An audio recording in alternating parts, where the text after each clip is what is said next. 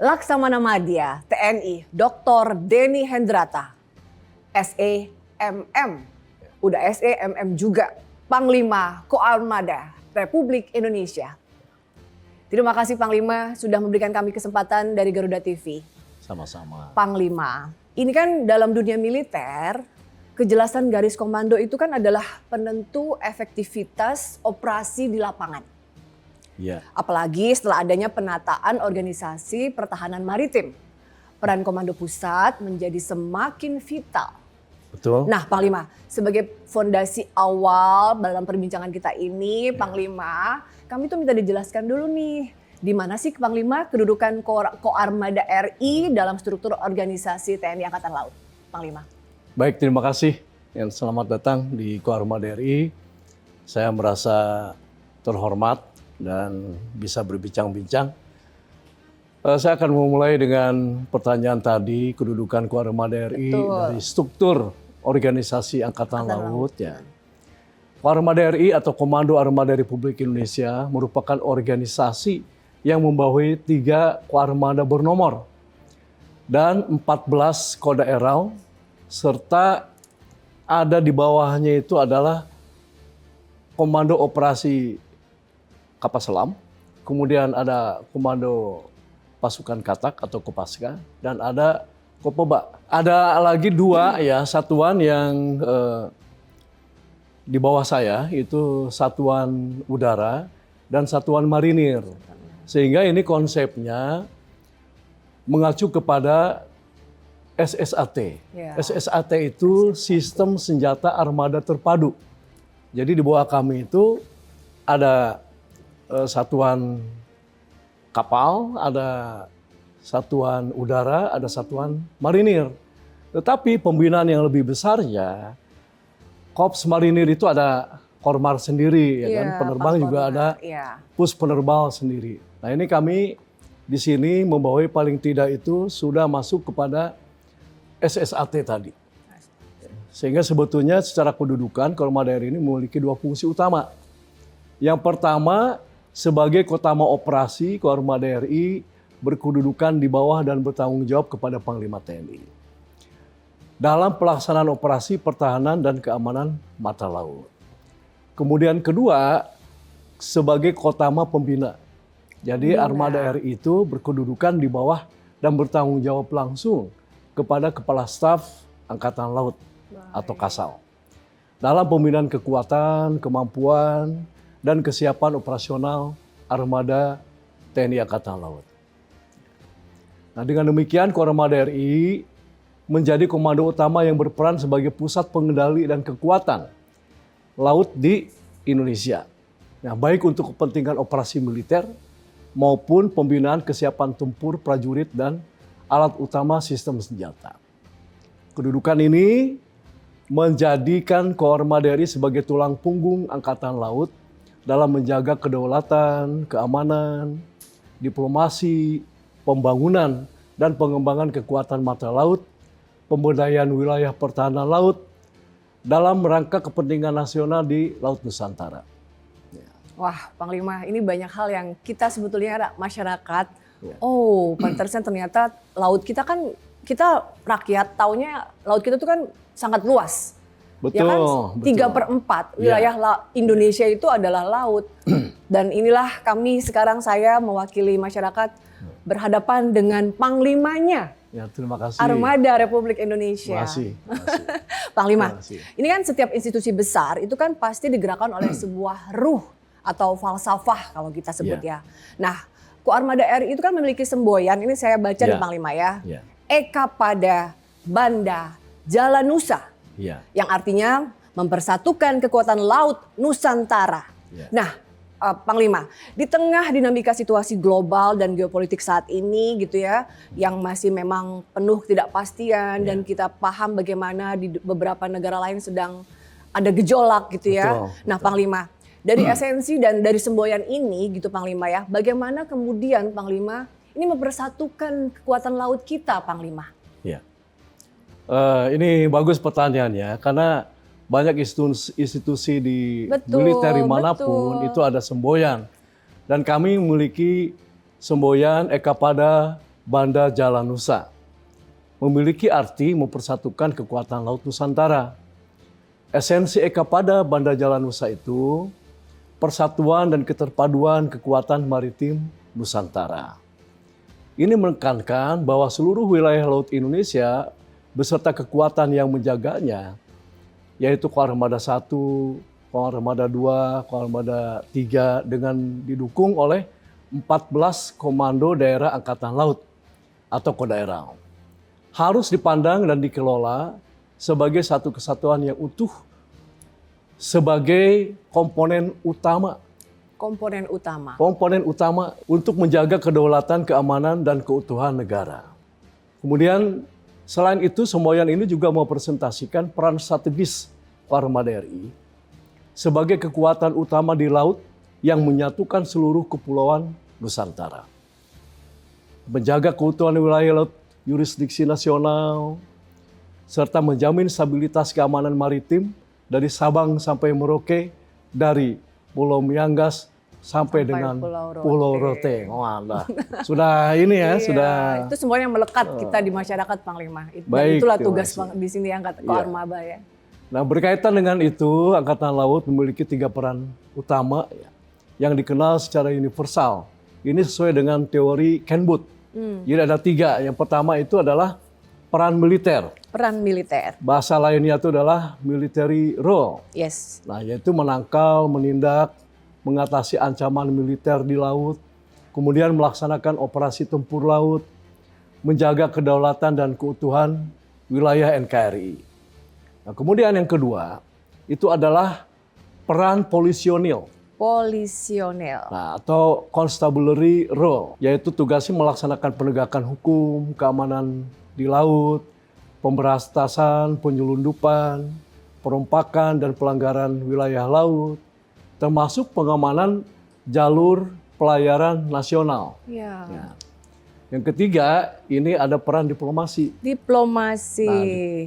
Nah, istilah lainnya ada diplomatic role. Yes. Nah, yang pertama itu mendukung kebijakan luar negeri Indonesia, membangun kepercayaan dan kerjasama antar negara, kemudian menunjukkan kehadiran dan pengaruh Indonesia di kawasan maritim.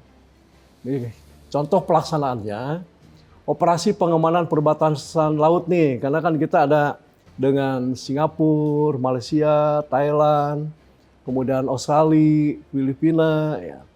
Kemudian operasi keamanan laut dan penegakan hukum. Ada latihan gabungan, latihan bersama dengan negara sahabat, kita laksanakan secara rutin tiap tahun. Ya. Kemudian ada bantuan kemanusiaan dan penanggulangan bencana. Yang lalu kan KRI Rajiman, yaitu kita kirim mendukung diplomasi negara ya ke Gaza, ya kan. Nah, kemudian juga Dokter KRI Dr. Wahidin itu dikirim ke Pasifik Selatan. Itu juga untuk kemanusiaan. Nah, ini menunjukkan bahwa kita melekat dengan diplomasi negara. Kemudian ada bantuan kemanusiaan dan penanggulangan bencana. Nah, penanggulangan bencana ada lebih dari 25 KRI kita kerahkan ke Aceh, Sumatera Utara dan Sumatera Barat. Ya, ini juga memberikan bantuan, kita harus dengan cepat dan bisa membawa muatan yang lebih banyak, apa yang dibutuhkan logistik oleh masyarakat, apapun lah. Ya, dari instansi lain juga kita tampung ya, untuk bisa mendukung ke daerah bencana.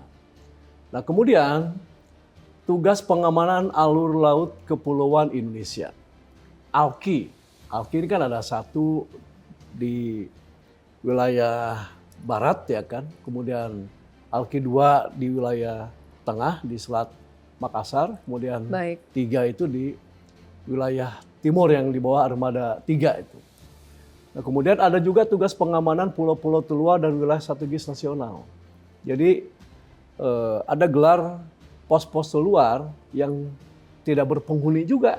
Itu kita tempatkan prajurit-prajurit kita. Ya, ada juga yang dari marinir yang kita tempatkan. Ya. Kalau pos-pos Angkatan Laut itu sudah tergelar sebelumnya, hingga sebetulnya di situ ya gaulnya tidak ada masyarakat gitu kan. Kalau mau gaul masyarakat dia nyeberang, ada pulau dengan masyarakat, nah itu bersosialisasi di situ.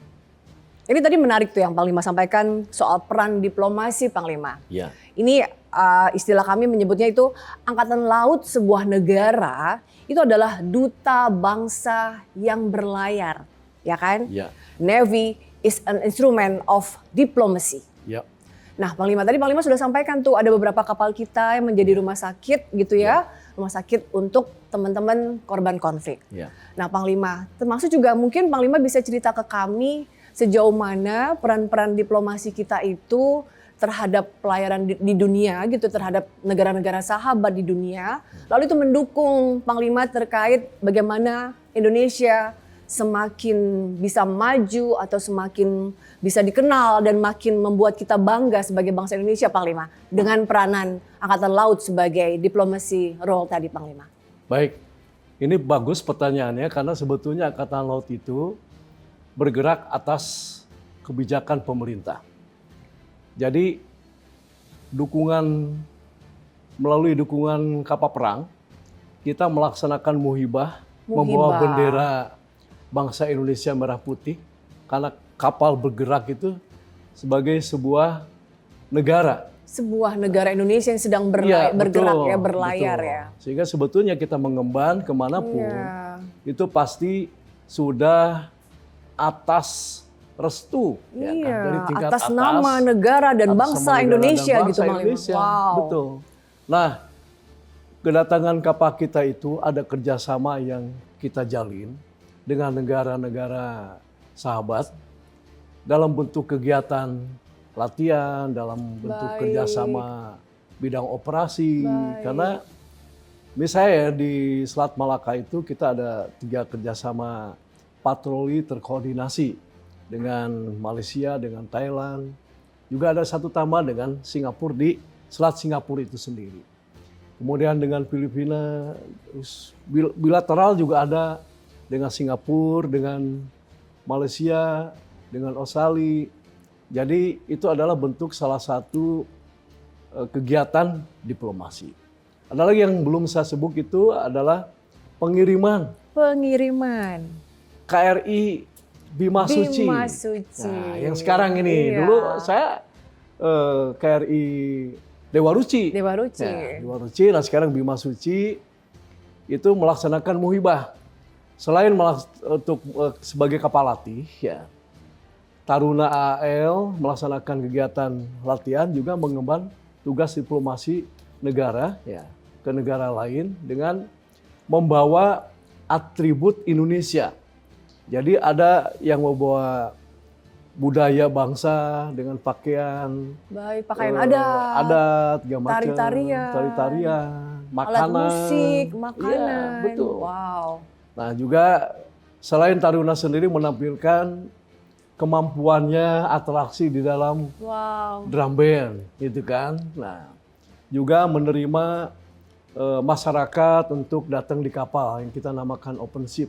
Dan banyak lagi kegiatan yang sebetulnya itu memberikan gambaran bahwa diplomasi kita ya melalui Bima Suci, melalui Taruna itu benar-benar bisa disosialisasikan inilah bangsa Indonesia. Kita kaya. Iya, betul. Kaya budaya. Betul. Betul. Adapun peran diplomasi Koarmada RI sebagai bentuk kepedulian bangsa Indonesia terhadap negara sahabat. Ini yang lain lagi ya kan, kalau tadi bicara masalah sengaja untuk Bima Suci, tapi ada hal khusus yang itu ditunjuk kapal untuk melaksanakan misi tertentu. Nah ini diwujudkan dengan memberikan bantuan kemanusiaan oleh Satgas Muhibah Kemanusiaan.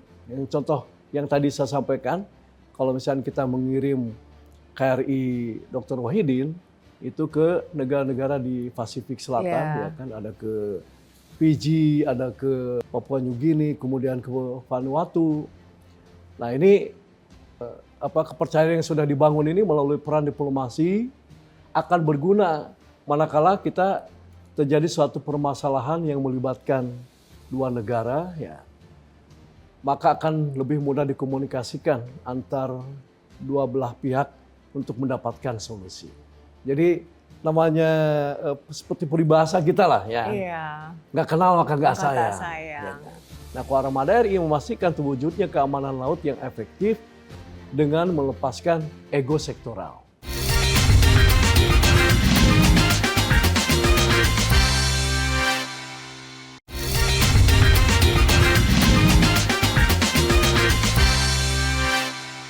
Timnya Panglima gitu ke keliling dunia membawa harum nama Indonesia. Ya, betul sekali. Jadi kita juga karena sudah pernah jadi taruna ya.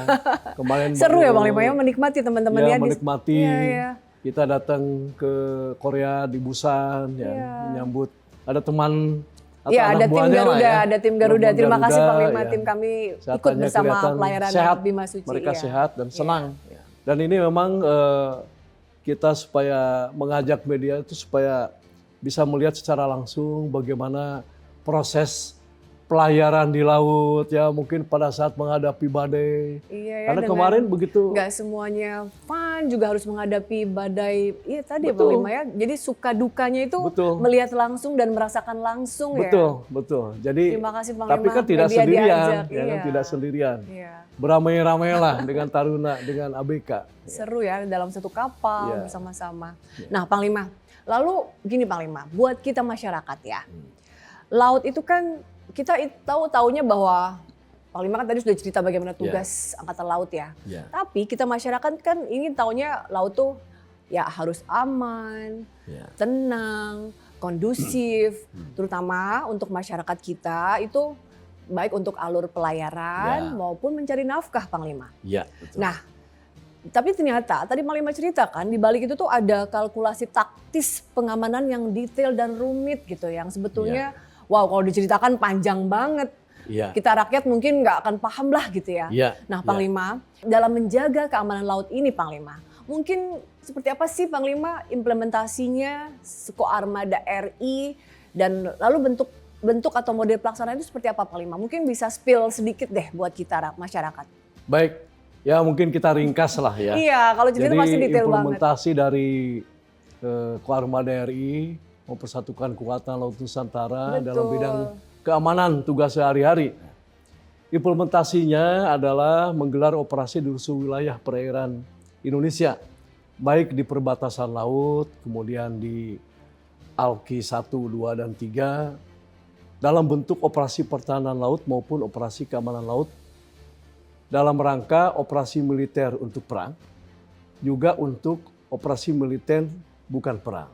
Model dan atau bentuk pelaksanaannya adalah Koarmada RI memberikan direktif operasi ya, kepada jajaran kepada Panglima Armada 1, 2, dan 3, kepada dan Kodaeral 1 sampai dengan 14. Dan mereka ini akan membreakdown perintah-perintah itu melalui perencanaan.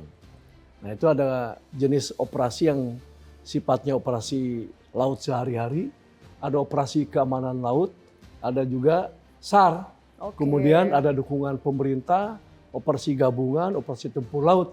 Jadi banyak yang kita gelar operasi untuk Makanya. mendukung semuanya ya. Nah, di mana secara konseptual model operasi Koarmada RI mengikuti pendekatan free sense, security, sea control, power projection, yaitu dimulai dari kehadiran unsur di laut, pemeliharaan keamanan maritim, pengendalian laut pada saat kritis, kemudian hingga proyeksi kekuatan tempur dalam operasi perang. Hasilnya adalah capaian operasi keamanan laut yang sepanjang 2025 sampai dengan saat ini 2026. Nah, telah berhasil menggagalkan berbagai penyelundupan kejahatan maritim. Nah, dengan potensi kerugian negara yang berhasil diselamatkan itu 14,83 triliun. Ya, kalau Wow. dibulatkan 15 T Iya, lah. 15 triliun. Nah, serta kita ini bisa menyelamatkan lebih dari 24,5 juta jiwa atau bulatkan 25 juta jiwa dari ancaman narkotika. Wow. Nah, ini kan kita ini mengamankan bukan hanya dari sisi ekonomi. Tetapi juga jiwa, ya. Jiwa masyarakat kita Dan ya. kejahatan lainnya. Ya. Nah, kemudian kiprah Koarmada DRI ini dalam penanggulangan bencana alam Sumatera, ya, Sulawesi Utara, dan Selatan yang lalu ya, ini menjadi ujung tombak dalam pendistribusian bahan kontak, material, tenaga medis, dan lain-lain. Mengerahkan 20 KRI, 7 pesawat udara, kemudian 6.013 personel. Contoh lainnya, ada ekspedisi rupiah berdaulat. Nah itu sudah mulai dikerjakan tahun 2021 sampai dengan saat ini 2026. Ya. Ini merupakan bentuk kerjasama antar bank dan BI ya, Bank BI ya, dan Angkatan Laut dengan menggunakan KRI di 3T, ya, wilayah tertinggal, terdepan, dan terluar. Hasil kedaulatan ekonomi dan peningkatan UMKM. Jadi artinya daerah-daerah yang terpencil begitu kan nggak bisa dijangkau dengan kapal yang memungkinkan bawa uang. Belum lagi ya udah teman-teman tenaga angkatan laut ya. Iya, jadi kita bantu ya sampai ke wilayah-wilayah, karena kalau kita ngobrol itu kan banyak uang yang sudah mungkin tahunan sudah lusuh, bahkan udah sobek-sobek. Ya. Nah, kita mendukung karena ini kan yang disebut dengan kedaulatan ekonomi. Iya, dan mereka saudara-saudara kita, Panglima. Iya, ya. Betul. Wow, makasih Panglima menghubungkan mereka. Terima kasih. Dengan kemajuannya kan dan kesejahteraan mereka gitu. Kewajiban. Iya, kewajiban. Nah, Panglima, kita kan juga tahu nih bahwa di Laut Indonesia itu misalnya ada stakeholder lain gitu, Panglima. Oh ya. Ada Bakamla, Badan Keamanan Laut, ada Polairut, Polisi Air Udara, lalu ada Bea Cukai. Nah, Panglima. Nah, kita masyarakat tuh pengen tahu sih sejauh mana sih istilahnya Koarmada RI itu banyak sekali ya kan? Gitu. Ada banyak stakeholder yang bertugas di laut. Lalu kolaborasinya atau kerjasamanya itu mungkin kita pengen tahu seperti apa sih, Panglima? Baik, akan saya jelaskan bahwa sebetulnya kedudukan Koarmada RI memposisikan diri sebagai pengintegrasi kekuatan justru mengintegrasikan maritim nasional. Baik. Dengan mengedepankan sinergi, interoperabilitas, kolaborasi antar matra, stakeholder, atau dengan penegak hukum di laut lainnya. Seperti ada Kementerian Polri, Bakamla, KPLP, kemudian PSDKP, banyak sekali ya Bea Cukai. Baik. Nah, melalui pertukaran informasi, operasi bersama seperti ada kegiatan operasi kerjasama dengan militer dengan sipil. Nah itu kan ada dengan Malaysia. Jadi Bea Cukai juga ikut. Jadi kita sesuai dengan kewenangan masing-masing instansi melaksanakan tugas masing-masing. Nah, Koarmada RI memastikan terwujudnya keamanan laut yang efektif dengan melepaskan ego sektoral. Jadi kuncinya tuh di situ. Penting tuh, Panglima. Bagaimana kemudian antar lembaga ini, tadi para stakeholders yang bertugas sama-sama di perairan laut tadi ya, saling menjaga ego sektoral. Kita tadi tidak bisa sendirian juga, kan. Tapi dengan saling menutupi wilayah atau sektor operasi, itu bisa kerjasama, saling info, ya kan. Kemudian kita juga bisa meningkatkan kegiatan kerjasama lainnya. Gitu. Terpadu ya, Panglima. Betul, terpadu ya. Jadi kolaborasi KRI dengan berbagai stakeholder yang membuahkan hasil berupa tangkapan tindak pidana di laut. Selanjutnya akan diserahkan ke Pangkalan TNI Angkatan Laut terdekat. Nah, untuk ditindaklanjuti sampai dengan penyerahan ke kejaksaan. Nah, Panglima, berbicara kedaulatan maritim, tentu kita tidak lepas dari bagaimana kesiapan elemen pertahanan, Panglima, atau kita menyebutnya alutsista, ya kan, Panglima. Kalau dilihat bagaimana luasnya wilayah Indonesia ini, tentu jadi kita tuh selalu bertanya, ini tuh menarik perhatian masyarakat sih, Panglima, menjadi diskusi publik gitu di masyarakat tentang rasio, Panglima, jumlah kapal patroli kita dibandingkan dengan luas cakupan wilayah Indonesia yang sangat luas ini, Panglima. Nah, Panglima, kasih tahu kami dong, seperti apa sih, Panglima, ketersediaan alutsista kita untuk menjaga kedaulatan laut Indonesia, Panglima? Baik, jadi mungkin harus dimulai dulu dengan kondisi luas wilayah perairan Indonesia ya. Itu kan sekitar 6,4 juta kilometer persegi. 6,4 juta, gedenya Panglima ya. Tentu karena negara kita kan negara kepulauan ya. Sehingga wilayah kita ini juga strategis. Sehingga menjadikan perekonomian dunia 40% ya, jalur perdagangan dunia itu melalui Indonesia, ya kan. Nah, termasuk di Selat Malaka. Ya, Selat Malaka ini sampai 80% kapal niaga ya. Itu nomor satu kalau saya tadi lihat urutan di atas Selat Hormuz. Wow. Ya kan, ya. Jadi ini benar-benar luas banget ya Panglima ya. Ya betul. Jadi ini merupakan sebuah urat nadi ekonomi yang harus kita jaga keamanannya supaya pengguna laut internasional percaya bahwa angkatan laut atau stakeholder yang lain mampu menjaga keamanan dari navigasi, dari penyelundupan, dari kejahatan dan lain-lain. Jadi bagaimana dengan ketersediaan alutsista TNI AL atau dalam Armada RI tentu dihadapkan kepada tantangan yang semakin tinggi dengan dinamika yang semakin tinggi juga lah, kompleks ya. Itu membutuhkan alutsista yang lebih banyak lagi ya di jajaran armada bernomor maupun di kodaeral. Karena ini juga kodaeral juga kan memiliki operasi sendiri kan di wilayah sektor kodaeralnya masing-masing. Juga ya, dalam rangka operasi militer selain perang OMSP secara adaptif, pemanfaatan teknologi pengawasan maritim serta sinergi dengan stakeholder terkait. Jadi itu yang kita atasi saat ini ya kan.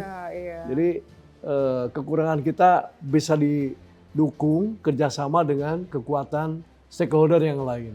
Makin untung dia membangun pertahanan. Itu sudah konsep di negara manapun juga.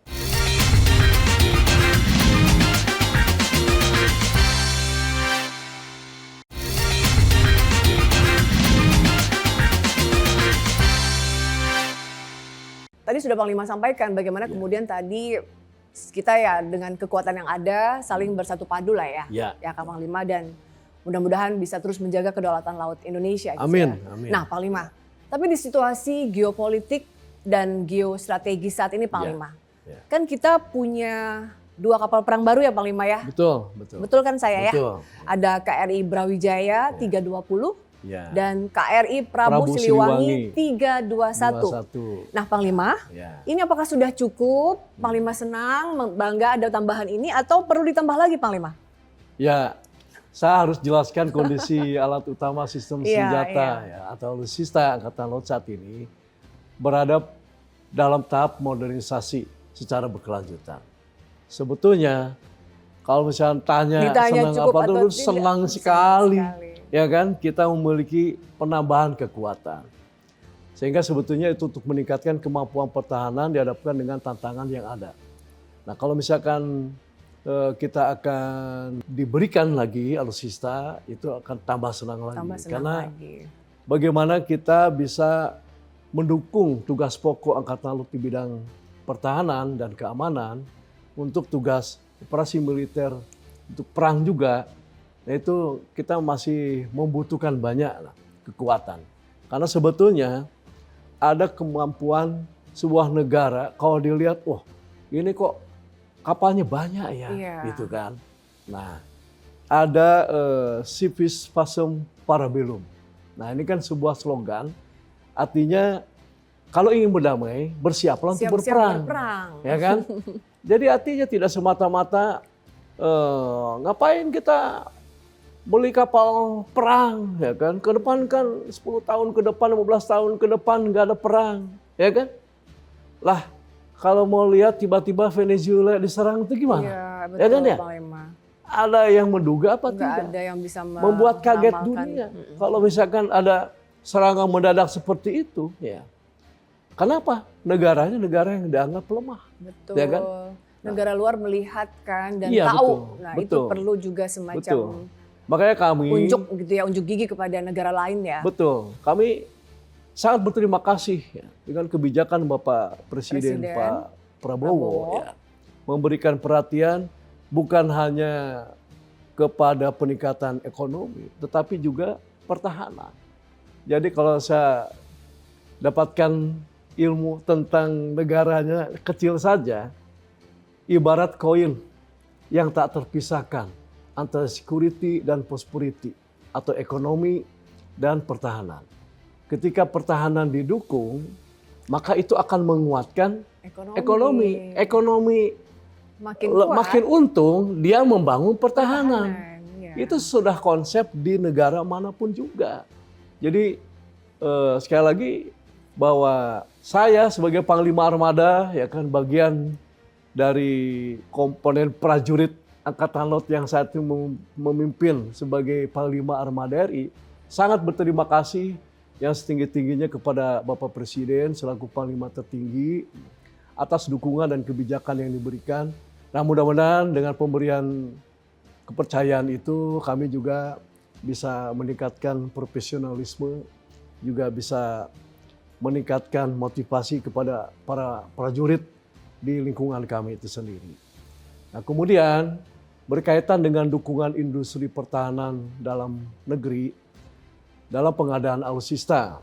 Sejauh ini Koarmada RI memiliki kewenangan untuk mengajukan kebutuhan alutsista.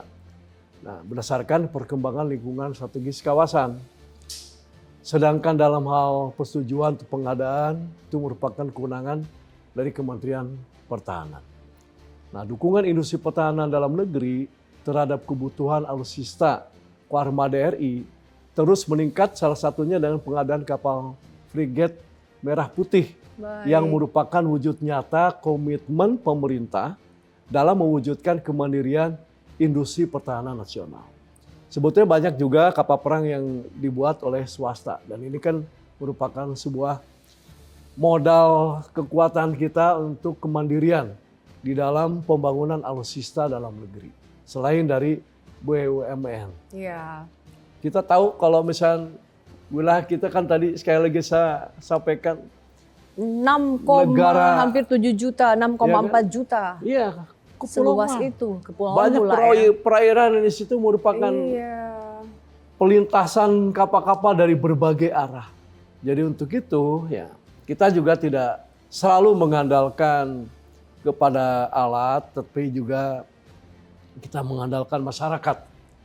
Kalau misalkan masyarakat peduli tentang hadirnya wilayah kita mereka. ya kan, tentu kalau misalnya ada kapal yang mungkin mencurigakan segala macam, kita harapkan tuh ada laporan saling ke Angkatan Laut. waspada ya Panglima Ya kan? ya. Jadi ada informasi yang bisa Ada kita informasi. terima, gitu Mbak. Ya. Semakin banyak mata, semakin kita bisa Betul. menjaga laut kita ya Panglima. Betul. Ya. Koarmada RI ini kan memiliki satuan elit tuh Panglima. Iya. Itu kami rakyat tahu banget tuh Panglima. Disegani loh di tingkat dunia. Itu video-videonya di sosial media berseliweran tuh Panglima. Iya. Misalnya salah satunya Komando Pasukan Katak, Iya. Kopaska tuh Panglima. Itu saya pun nonton tuh Panglima. Nah, tapi bagaimana juga kemudian Panglima untuk menjaga kualitas pasukan elit kita ini itu seperti apa sih Panglima, dan lalu dengan gap yang cukup jauh nih dengan teman-teman generasi Z gitu ya. Iya, mereka tahu ada namanya Kopaska, tapi kemudian bagaimana mereka tetap bisa paham gitu terhadap bagaimana kemudian Koarmada menjaga kualitas pasukan elit, Panglima. Baik, jadi Komando Pasukan Katak Angkatan Laut itu adalah pasukan atau satuan elit yang disegani karena memiliki kemampuan khusus yang langka, yaitu operasi tempur aspek laut, penyelaman dan penyelamatan bawah air serta infiltrasi.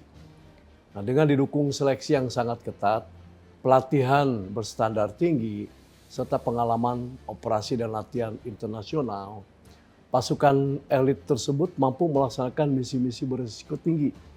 Jadi harus punya kelebihan dari tingkat IQ, dari tingkat kegesitan, yang membutuhkan kecepatan, ketepatan, dan kerahasiaan.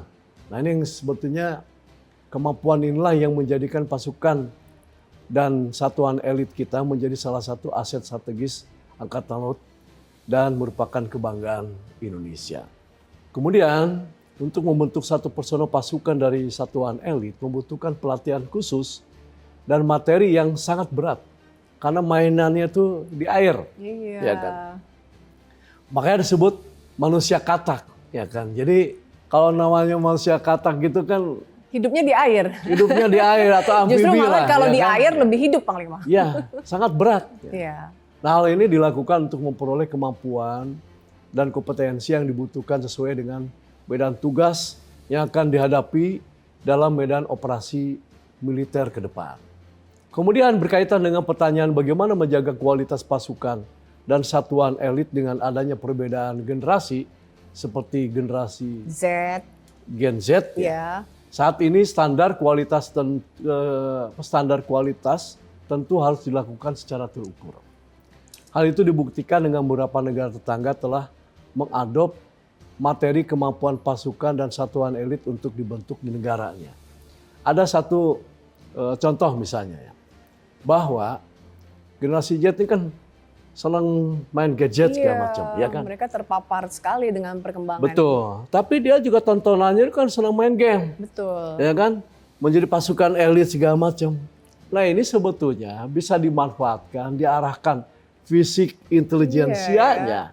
Kemudian diarahkan dia mampu mengoperasikan peralatan baru yang berteknologi tinggi. Betul ya Panglima, tadi mungkin mereka hanya lewat gadget, nah ini langsung mengaplikasikannya ya. Iya, jadi sebetulnya dia kan baik. keinginan cita-cita. Iya. Tapi ya tidak sedikit juga yang mungkin hanya sekedar untuk Hobi, bermain game saja. ya.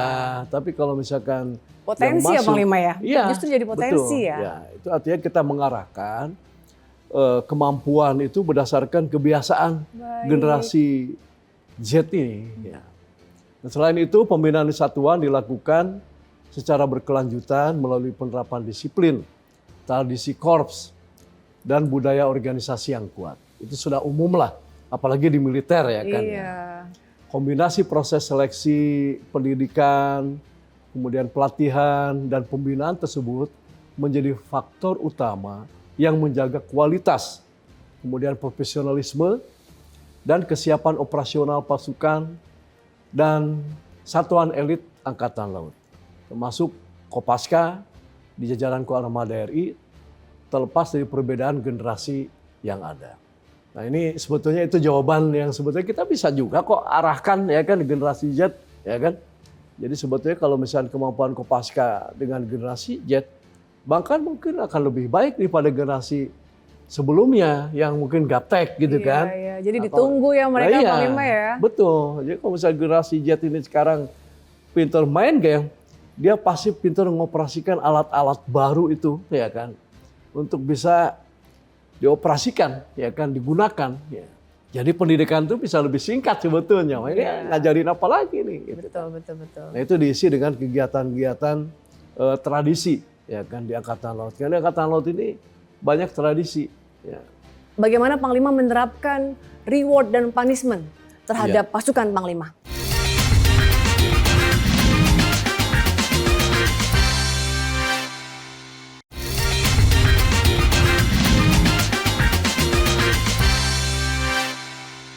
Setelah mempelajari tentang Koarmada Republik Indonesia Panglima, saya baru tahu Panglima, ada yang namanya Kopeba. Oh ya. Komando Penyelam dan Penyelamatan Bawah Air Panglima. Betul. Dan menurut saya ini wow, ternyata ada pasukan khusus kita gitu ya di bawah air bekerja dalam senyap. Ternyata misalnya saya juga mereka ini adalah para pasukan yang sangat berjasa. Betul. Beberapa kali penyelamatan pesawat-pesawat yang kecelakaan jatuh di laut dan mereka yang menyelamatkan korban-korban kecelakaan pesawat salah satunya Panglima ya. Iya. Nah Panglima ini bagaimana pasukan-pasukan ini orang-orang yang sangat berjasa Panglima. Ya ini mungkin saya perlu jelaskan ya. Tadi adalah Kopeba. Kopeba adalah unsur pelaksana Koarmada RI yang memiliki tugas fungsi sebagai pembina kemampuan bidang penyelam dan penyelamatan bawah air. Berbeda dengan Kopaska, asasinya itu lebih kepada tempur. Tetapi ini lebih kepada salvage, kemudian SAR, untuk mendukung operasional kekuatan Armada RI. Nah, itu juga bagian dari kepentingan pertahanan nasional dan pembangunan nasional. Nah, pencapaian tugas Kopeba yang pernah kita lihat ya, itu Operasi SAR Air Asia. Iya. Kemudian Operasi SAR Sriwijaya Air, Sriwijaya. ya kan? Iya, Kemudian Operasi SAR KMP Tunu Pratama. Baik. Nah, itu yang kemarin terakhir di Tenggelam ya. Bali ya, Bali ya. di Selat Bali ya kan. Itu mereka yang turun langsung karena kemampuannya itu lebih dalam lagi. Itu kalau dibanding dengan kemampuan orang luar, biasa, ya, itu ada kelebihan-kelebihan karena bisa mereka sampai tuh ke dilatih dengan itu, kedalaman tertentu ya Bang Lima? betul. Wow. Karena ya itu, jadi motivasi dia sebagai tentara itu harus memiliki terbentuk tersendiri. Itu kan memang perlu punya pelatihan kelebihan. khusus dan keahlian khusus kan Bang Betul. Lima? Nah Panglima, tadi Panglima sudah cerita tuh ya, saya wow. Ya. Panglima Armada Republik Indonesia Panglima. Sejauh mana Panglima pola kepemimpinan Anda? Bagaimana Panglima menerapkan reward dan punishment terhadap pasukan Panglima? Baik, ini sangat penting karena untuk menentukan prajurit saya ini ya kan harus baik ya, dituntut harus baik. Maka saya memberikan reward penghargaan kepada prajurit yang berprestasi. Yaitu bisa kalau dari kemarin pernah yang pertama itu dilakukan oleh Panglima TNI dan Bapak Kasal ya, itu 3. Pertama, prestasi yang diberikan itu adalah sekolah. Sekolah. Ya kan? Yang kedua, kenaikan pangkat. Nah, yang ketiga, pemberian tugas di luar negeri. Wah. Karena kalau di luar negeri ini ya karena ada uang sakunya lebih tinggi dong, ya kan? Nah, itu adalah bagian dari reward tadi. Nah, kemudian bagi anggota atau prajurit yang melakukan pelanggaran, ya kita hukum. Supaya ada bedanya mana yang berprestasi, mana yang tidak berprestasi. Bahkan hukuman itu juga bergantung kepada tingkat pelanggarannya. Kalau sampai harus dikeluarkan, ya kita keluarkan. Ya percuma kita membina prajurit yang sebetulnya itu malah merusak, ya kan, institusi sendiri, merusak korps itu sendiri. Ya. Jadi saya lakukan sampai dengan saat ini, itu sudah mulai sama sejak Presiden kita perhatikan, Panglima TNI, Bapak Kasal, nah itu kan satu komando lah kita lakukan ke bawah, sehingga sebetulnya kita harapkan kalau kita melakukan suatu tugas, seberapa lama waktu kita bekerja, misalnya dalam 1 tahun, tingkat pelanggarannya itu berapa persen? Ya kan? Kalau misalkan makin tahun makin kecil, berarti pembinaan kita itu sudah berhasil. Oke, Ya kan? ini tujuannya memang terkait pembinaan ya Panglima ya? Betul, betul. Sehingga kemudian kalau berprestasi rewardnya jelas, Ya, kalau punya salah atau melanggar punishmentnya ada. ya, Ya kan ini menjadi efek jera juga Betul, dalam betul. pembinaannya Panglima ya? betul, Wow. betul. Ya. Dalam perjalanan militer Anda nih Panglima, ini kan lengkap sekali nih. Kalau saya baca nih Anda sudah 37 tahun di TNI Angkatan Laut. Betul. Berbagai prestasi dan penugasan sudah dilakukan. Ini satu misalnya, Panglima sudah bertugas di kapal perang, Ya, sudah bertugas di komando kewilayahan, ya, hingga posisi birokrasi markas besar saat ini ya. Panglima. Nah Panglima, dari kacamata Anda, kami kan kadang menyebut teman-teman Angkatan Laut itu juga seorang pelaut ya, Ya, penjaga kedaulatan. ya, Sebagai Anda seorang tadi pelaut dan penjaga kedaulatan. ya. Panglima, kami ingin di-share dong Panglima, siapa sih Panglima sebetulnya musuh kita sebenarnya? Kadang kita tuh di masa saat ini tidak ada ancaman secara terbuka atau perang seperti sekarang ini misalnya. Lalu bagaimana sih Panglima, musuh kita siapa? Lalu bagaimana kemudian kita menanamkan kecintaan kita kepada laut itu. Ya, Masyarakat ya. kita kemudian cinta, yang memiliki cinta yang Ya, sama ya, terhadap ya, prajurit-prajurit Panglima di Ya. TNI Angkatan Laut Panglima. ya, Nah, bagaimana sih Panglima, kita semua tuh punya tugas yang sama tadi seperti Panglima Iya. sampaikan. Kita sama-sama menjaga ya, kedaulatan laut Iya. kita, Republik Iya. Indonesia Panglima. ya. Baik, saya jawab ya. Pertama tadi kalau tanya musuh yang paling dekat itu adalah kemalasan kita sendiri. Berarti diri kita sendiri adalah musuh kita sendiri ya Iya Panglima kan? ya. Kalau ada malas. Semua kita ya. Kan? Iya. Nah makanya diarahkan itu selalu aktif. Dimulai dengan bagaimana kita mendisiplinkan diri. Karena kan sebetulnya disiplin itu kan awalnya memang didisiplinkan. Baru kita mengikuti pola disiplin itu seperti apa. Tapi lama-kelamaan itu menjadi sebuah pembelengguan dalam diri kita sendiri, menjadi sewaktu-waktu itu selalu disiplin, ya kan ya. Jadi menghilangkan Disiplin, kemalasan, ya menghilangkan kan? kemalasan. Menghilangkan kemalasan. Nah, untuk menanamkan nilai-nilai kecintaan terhadap laut kepada masyarakat, sama vitalnya dengan kesiapan tempur. Kesiapan tempur memang penting untuk menjaga kedaulatan dari ancaman nyata. Tetapi kecintaan masyarakat terhadap laut adalah fondasi pertahanan yang lebih luas dan berkelanjutan. Indonesia adalah negara kepulauan. Laut bukan hanya batas wilayah, tapi juga sumber kehidupan.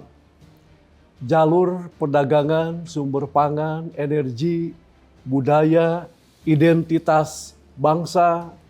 Nah, kalau masyarakat tidak merasa memiliki laut, maka laut akan mudah dirusak. Dieksploitasi secara berlebihan, Ya, dicemari, betul. bahkan dimanfaatkan oleh pihak-pihak yang merugikan kepentingan nasional. Karena itu, menjaga laut sejatinya bukan hanya tugas TNI Angkatan Laut, tetapi tugas seluruh komponen bangsa. Minimal, masyarakat harus memiliki kesadaran untuk tidak merusak laut, Nah, tidak membuang sampah ke sungai dan laut, menjaga ekosistem pesisir, mendukung nelayan, juga melaporkan aktivitas yang mencurigakan di wilayah perairan, serta menanamkan sejak dini bahwa laut adalah masa depan bangsa. wow. Dengan masyarakat yang mencintai laut, maka kekuatan pertahanan negara di laut tidak hanya berada pada kapal perang dan prajurit. Ini kunci ya, tetapi juga pada kesadaran kolektif seluruh bangsa untuk menjaga kedaulatan dan kekayaan laut Indonesia. Nah, kemudian beberapa bukti nyata bagian yang dilaksanakan Angkatan Laut yaitu dengan membentuk Kampung Bahari Nusantara. Kampung Bahari Ya, Nusantara. Itu sudah banyak tergelar ya di seluruh wilayah Indonesia. Kemudian ada kegiatan Bintal Juang Remaja Bahari. Artinya pembinaan mental, kejuangan remaja bahari. Nah, kemudian ada Korps Kadet Republik Indonesia. Ini kan sekarang sudah berjalan, dikerjakan di pangkalan-pangkalan di Ko Daerah maupun di Ko Armada. Kemudian mendukung program pemerintah yang membangun 1.000 kapal ikan. Nah, ini yang kita akan jadikan pembina dari para nelayannya itu sendiri, ya kan, supaya untuk bisa dia melaut dengan baik, ya kan. Tentu saja dia akan pada akhirnya akan merasa sadar bahwa laut adalah bagian hidup mereka yang harus dijagai bersama, ya kan. Mereka juga bisa turut di depan menjagai laut Indonesia. Iya. Mengorbankan jiwa dan raga untuk laut Indonesia.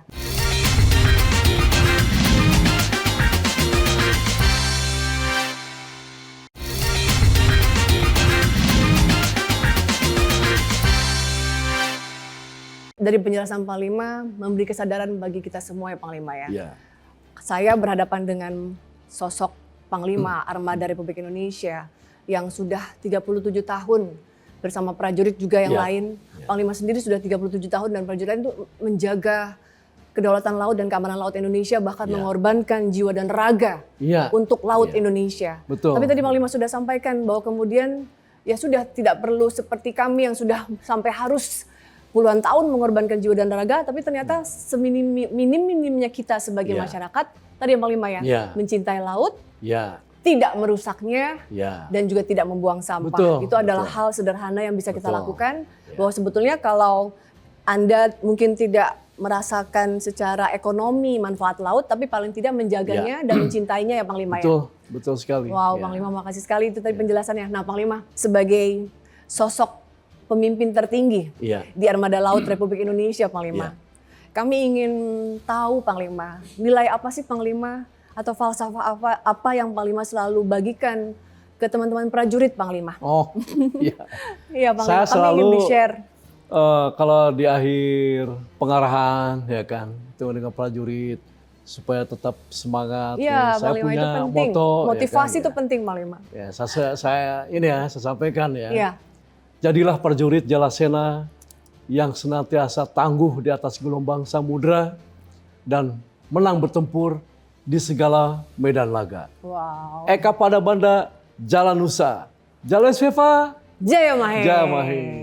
Wow. Jadi itu yang sering saya sampaikan Saya merinding nih Panglima. untuk memberikan motivasi kepada Motivasi. seluruh prajurit Koarmada RI. Terima kasih sekali sudah sharing bersama kami, Panglima. Sama-sama. Laksamana Madya TNI Dr. Denny Hendrata SEMM, Panglima Komando Armada Republik Indonesia. Ya. Terima kasih sudah Terima berbagi kasih. value yang baik Ya. untuk kami masyarakat. Amin. Semoga bermanfaat. Terima kasih, Terima Panglima. kasih.